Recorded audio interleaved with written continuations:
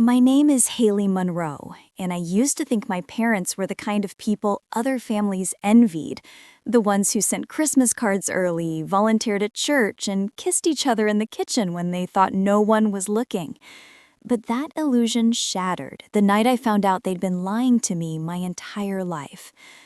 I grew up in a quiet suburb outside Charleston, South Carolina, where everything smelled like salt and magnolia, where neighbors smiled too wide and gossip traveled faster than wind. And if someone had told me back then that my perfect parents were capable of betrayal, I would have laughed. My father, Mark, owned a small finance firm, and my mother, Evelyn, taught art at the local high school. We weren't rich, but we lived comfortably. Vacations, birthdays, and the promise that if I worked hard enough, college would be waiting. My childhood memories felt like a scrapbook of safety until the summer I turned 22, when my world began to tilt. I had just finished my degree in journalism and came home to help Dad sort through company paperwork after his business partner suddenly vanished.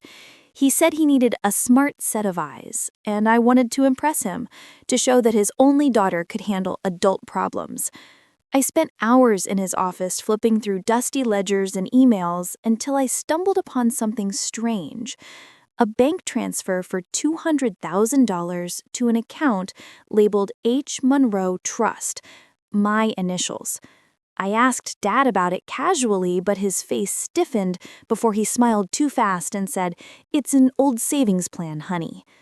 The lie was small, polished, and practiced, but I'd studied liars for 4 years of journalism school. I knew a cover story when I heard one. That night, curiosity gnawed at me until I logged into our shared family computer and searched the transaction ID. What I found made my stomach twist. The account wasn't mine. It belonged to a company registered in Nevada under my name, created when I was 17.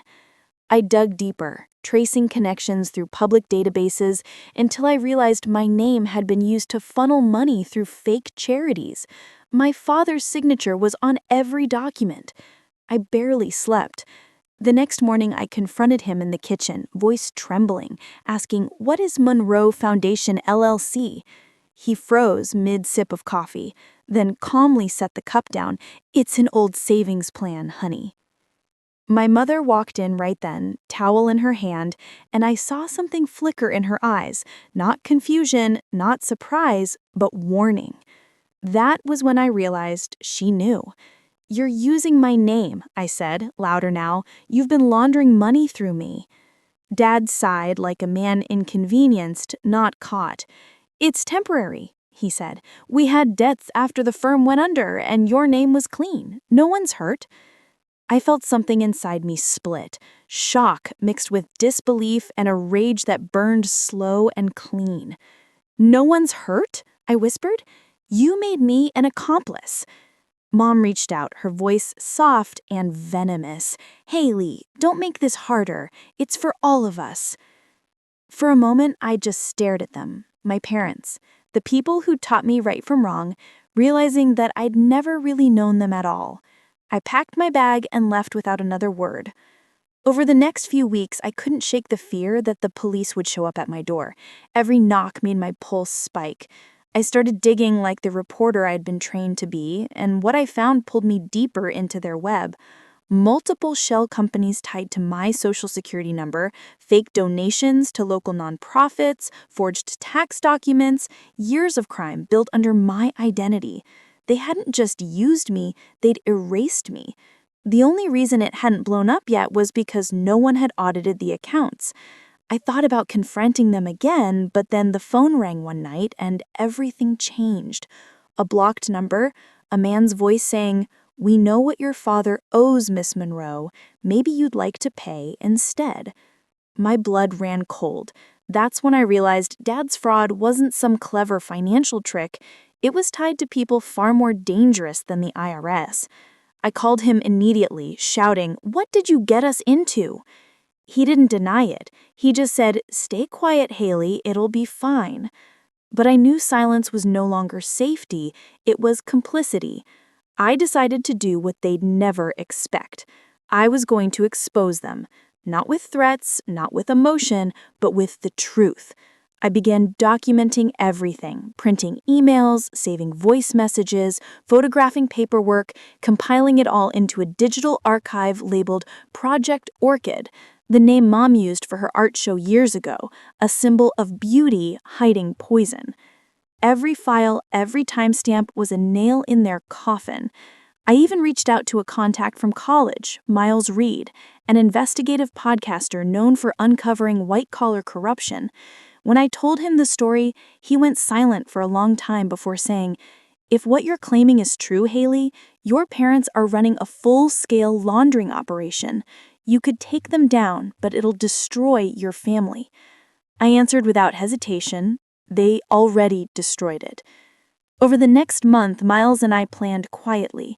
He coached me on how to gather admissible evidence, how to record phone calls legally, how to trace cash flow through offshore banks. I worked by day at a local newspaper and by night in secret, building the case. Every click felt like betrayal, yet also justice. But the closer I got, the more dangerous it became. I started noticing cars parked near my apartment longer than they should, strange emails warning me to stop digging into family business. Then one evening, I came home to find my apartment door slightly open and the files on my laptop wiped clean. Whoever had been there wanted me scared. It worked, but only for a moment, because fear has an expiration date. I called Miles that night and said, "It's time to go public." He agreed, but first we needed one last thing, undeniable proof linking the shell companies directly to my father's personal account, which meant going home, breaking into his office, and pulling the original contracts he'd locked away. As I packed my bag, my hands shook not from fear, but from certainty. The girl who once idolized her parents was gone. What was left was the woman they'd created, the one who knew how to fight with truth, sharper than any blade. I drove through the night, headlights cutting through sheets of rain, my pulse matching the rhythm of the wipers as the familiar outline of our old house appeared at the end of the cul-de-sac. Nothing had changed. The porch light still flickered, the magnolia tree still swayed against the window, but the warmth it once held was gone. It felt like enemy territory now. I parked a block away, pulled my hood tight, and slipped through the backyard like a ghost. The office window was still jammed from years ago when I'd broken it playing softball. I slid it open quietly and climbed in, landing on the carpet that still smelled faintly of Dad's cologne. My hand shook as I turned on the desk lamp and began searching. Every drawer was locked, but I'd learned enough to know locks only keep out people who hesitate. I used a hairpin, twisting until the latch clicked, and there it was, a black binder labeled Client Records 2018 to 2021. I flipped through the pages, each line a thread in a spider web of deceit. Fake donor lists, false invoices, transfer receipts signed by my father and approved by H. Monroe, LLC. Then I found something that made my breath hitch, a letter of intent signed by both my parents, dated just a month earlier, promising repayment to a private lender named G. Calloway, the same name the man on the phone had used. My father hadn't just involved me in fraud, he'd borrowed from people who made their own laws. I pulled out my phone and began photographing everything, my heart thudding in my ears. Then I heard it, the faint creak of the floorboards upstairs. Someone was awake. I turned off the lamp, crouched behind the desk, holding my breath as footsteps descended the stairs. The door opened and my mother's voice whispered, "Mark, is that you?" I stayed silent, frozen. She stepped in, turned on the light, and gasped when she saw me. "Hailey?" she whispered, her face pale as porcelain. "What are you doing here?" I straightened slowly, the evidence folder in my hand, looking for the truth. "You should try it sometime." Her eyes darted to the binder, then to the window. "You don't understand," she said quickly. "We had no choice. They would have killed us." I laughed, a hollow, bitter sound. "So you decided to ruin me instead?" She flinched. "You were safe. You had no idea." "Exactly," I cut her off. "You made sure I was blind." I took a step closer, lowering my voice. How long did you think you could keep this up, Mom? Until they came for me? Tears welled in her eyes, but I didn't feel pity anymore. The woman who taught me honesty had turned survival into sin. Please, she whispered, just leave it alone. Let your father fix it. I shook my head. You can't fix rot. I walked past her, but she grabbed my arm. Hailey, please don't make us enemies. I looked her in the eye and said quietly, you already did. I ran out before she could answer, clutching the binder to my chest like a lifeline. By the time I reached the car, my phone buzzed. Miles again. You need to get out of there, he said, voice tense. I just got word that the same people your dad borrowed from are watching your apartment. My mind spun. They already broke in. Then you have no time, he said. Send me what you have and disappear for a while. I'll handle the rest. I pulled over on the highway, uploaded every photo, and hit send. But before I could breathe, headlights flared behind me. Too close, too fast. My rearview mirror filled with blinding white. I swerved, the other car tailing inches away. Panic shot through me. I turned down a side road toward the coast, praying it wasn't who I thought it was. Then my phone rang again. Dad's number. Against all reason, I answered. His voice was raw, almost pleading.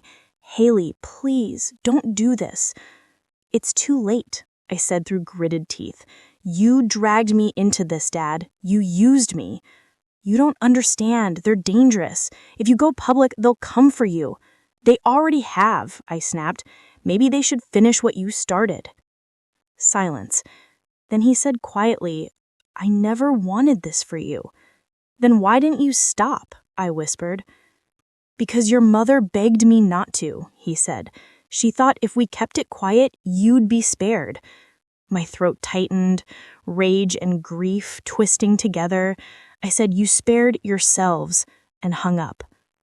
I turned onto an abandoned service road, killed the lights, and waited in the dark. The car that had been following sped past, its taillights vanishing into the night. My hands trembled as adrenaline drained away. I sat there for what felt like hours, staring at the ocean beyond the windshield. I realized then that I wasn't scared anymore.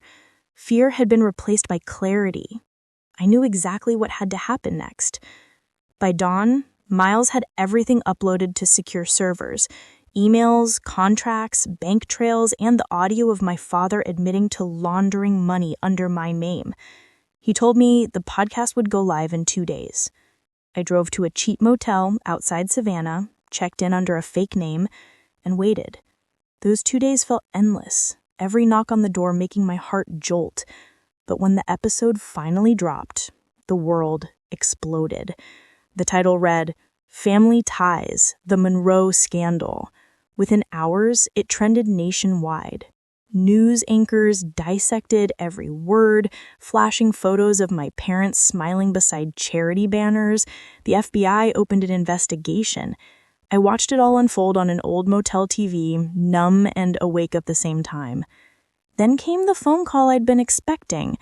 Mom's voice, trembling and small. How could you do this to us? She cried. We're your parents. I stared at the screen, the breaking news headline glowing beneath her words. No, I said softly. You stopped being that the day you used my name. I hung up and turned off the TV. For the first time in months, the silence didn't scare me.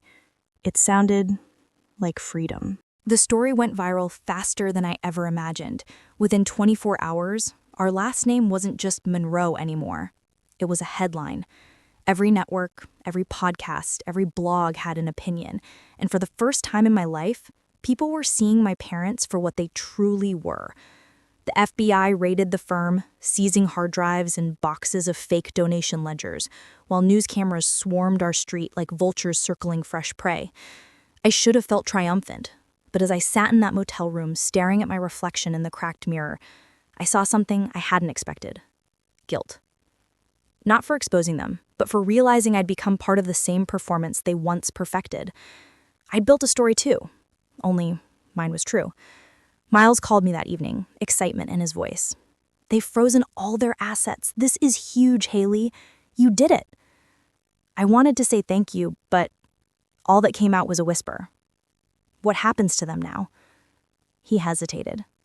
Your dad's cooperating. Your mom, not so much. I knew what that meant. My mother had always been the emotional strategist, the one who could make lies sound like lullabies. I turned off my phone and went outside, the humid air pressing against my skin, and for the first time since childhood, I felt utterly alone. 2 days later, federal agents knocked on my door.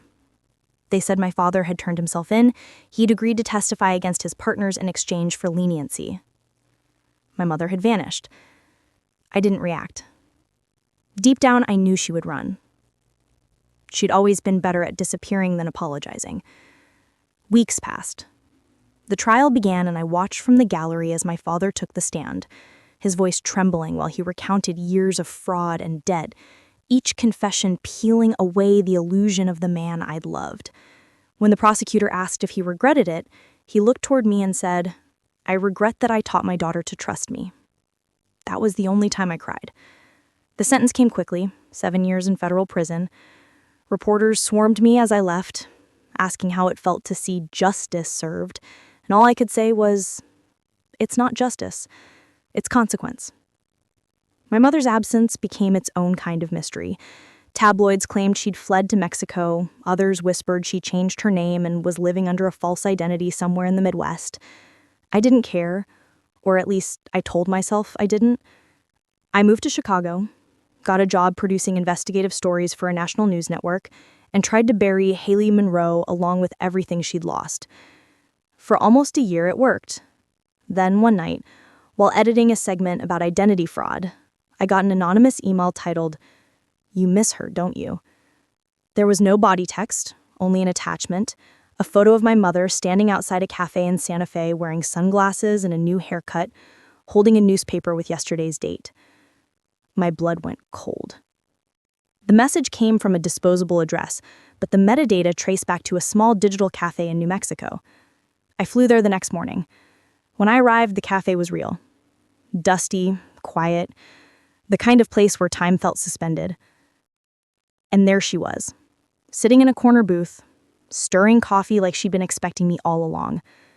For a moment, I just stood there, watching the woman who'd raised me pretend to be someone else. When I finally approached her, she smiled faintly. "I knew you'd come." I sat down across from her, my voice flat. "Why send the photo?" She shrugged. "You deserve to know the truth." "About what?" I snapped. "You ruined my life, Mom." She leaned forward, eyes gleaming with something between pride and desperation. "No, Hailey. I saved it. Your father was supposed to take the fall alone, but the men he borrowed from, they wanted collateral. They wanted you. I made a deal to protect you." My pulse pounded. "A deal?" She nodded slowly. "I handed over something they wanted more.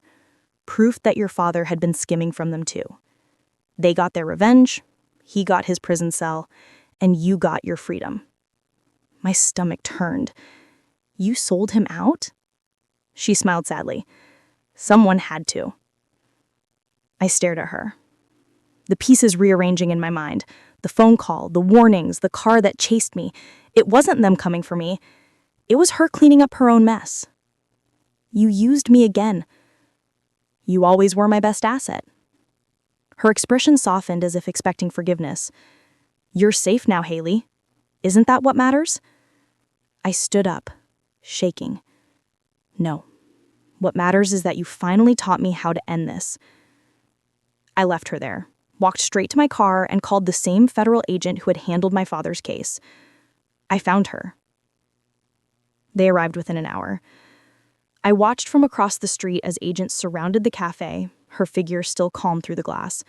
She didn't resist when they cuffed her. For a moment, our eyes met through the window. There was no anger, no fear, just the faintest smile, like she'd expected this as well. That night, I sat alone in my hotel room, watching the breaking news banner scroll across the screen. Evelyn Monroe arrested in New Mexico, accused of aiding federal fraud scheme. I thought it was over, until I checked my email again. Another anonymous message waited. Subject: "You think you won." Inside was a single line. Check your account, sweetheart. Some gifts never stop giving. My fingers trembled as I logged into my bank portal. At first, the balance looked normal. Then a new account appeared under my name, one I'd never opened. The same title as years before. H. Monroe Trust. And sitting inside it was $500,000. No origin, no sender, just a message in the memo line. You can't escape what you inherit. I stared at the screen, realization creeping like frost. She hadn't just betrayed me, she'd set the next trap, one I couldn't simply delete. My phone buzzed with a text from Miles. You okay? I typed back 3 words and stopped myself. Then I smiled bitterly, closed the laptop, and whispered to the empty room, This time, Mom, I'll be ready. The camera of life would have faded there, the daughter silhouetted against a flickering TV light, half angel, half avenger. But the twist wasn't hers alone. It was mine. Because the next morning, I opened that account, withdrew every cent, and donated it to the victims of the very foundation my parents had built on lies. A message accompanied the transfer. Debt paid in full. When the bank clerk asked if I wanted a receipt, I said no. Let the numbers vanish. As I walked out into the sun, I realized that karma doesn't just punish. It offers choices. You can repeat the cycle or rewrite it. I chose the latter. And for the first time since that night in my folder meal office, I felt truly free.